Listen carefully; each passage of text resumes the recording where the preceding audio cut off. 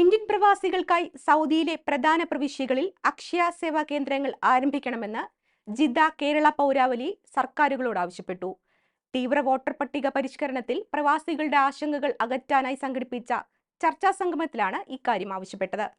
പരിപാടിയിൽ സാമൂഹിക സാംസ്കാരിക പ്രവർത്തകരും വിവിധ സംഘടനാ പ്രതിനിധികളും സംബന്ധിച്ചു. 27 ലക്ഷത്തോളം ഇന്ത്യൻ പ്രവാസികൾ താമസിക്കുന്ന രാജ്യമാണ് സൗദി അറേബ്യ. 85,000-ലധികം ഇന്ത്യൻ വിദ്യാർത്ഥികളും ഇവിടെ പഠിക്കുന്നുണ്ട്. തിരിച്ചറിയൽ കാർഡുകളടക്കം ആവശ്യമായ ഔദ്യോഗിക രേഖകൾ ലഭ്യമാക്കാനും പുതുക്കാനും പ്രവാസികൾ ഏറെ പ്രയാസം അനുഭവിക്കുന്നു.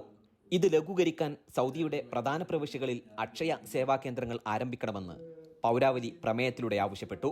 കേരളത്തിൽ നടന്നുവരുന്ന തീവ്ര വോട്ടർ പട്ടിക പരിഷ്കരണത്തിൽ പ്രവാസികൾ അറിയേണ്ട കാര്യങ്ങളെക്കുറിച്ച് ബോധവൽക്കരിക്കുന്നതിനും ആശങ്കകൾ പങ്കുവെക്കുന്നതിനുമായി സംഘടിപ്പിച്ച ചർച്ചാ സംഗമത്തിലാണ് ഇതു സംബന്ധിച്ച പ്രമേയം പാസാക്കിയത്.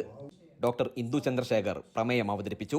ഭരണഘടന മുന്നോട്ട് വെക്കുന്ന സാർവത്രിക വോട്ടവകാശത്തിന്റെ പ്രാധാന്യത്തെക്കുറിച്ചും ഇന്ത്യൻ ബഹുസ്വര സമൂഹത്തിൽ അതിനുള്ള പ്രസക്തിയെക്കുറിച്ചും മാധ്യമപ്രവർത്തകൻ AM സജിത് സംസാരിച്ചു.